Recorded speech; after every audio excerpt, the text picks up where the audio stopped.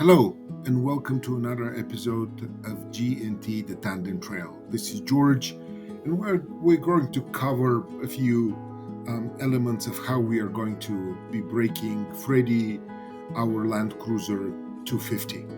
Long time ago, I do have mechanical and automotive engineering training and experience, and I've been following proper principles to maintain all our cars in the best way they possibly can be maintained.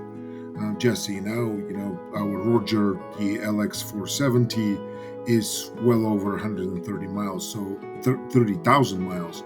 So and for over 20 years, and we've been doing it properly.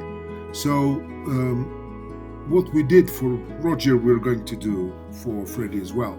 So we're going to do a couple of episodes for the braking of Freddie, and we're going to do our braking around Colorado Springs, our braking period around Colorado Springs, in the Black Forest area, around Monument.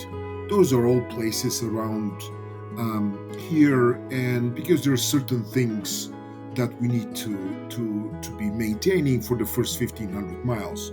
So for the first 1,500 miles, we're going to try not to go over 4,000 RPMs, revolutions of the engine.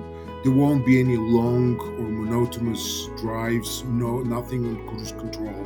Even if we have to take longer trips, we're going to be stopping or making a couple of maneuvers so to break that monotonous driving. There will be quite a lot that we will be doing, and I do want to share all those things with you because we want to keep Freddie, our Land Cruiser 250, as long as possible, just like we're doing with Roger. So if you like all these things, please subscribe, comment, share this content, and we will be continuing to make you happy with everything that we do with our cars and our travels and experiences. Bye.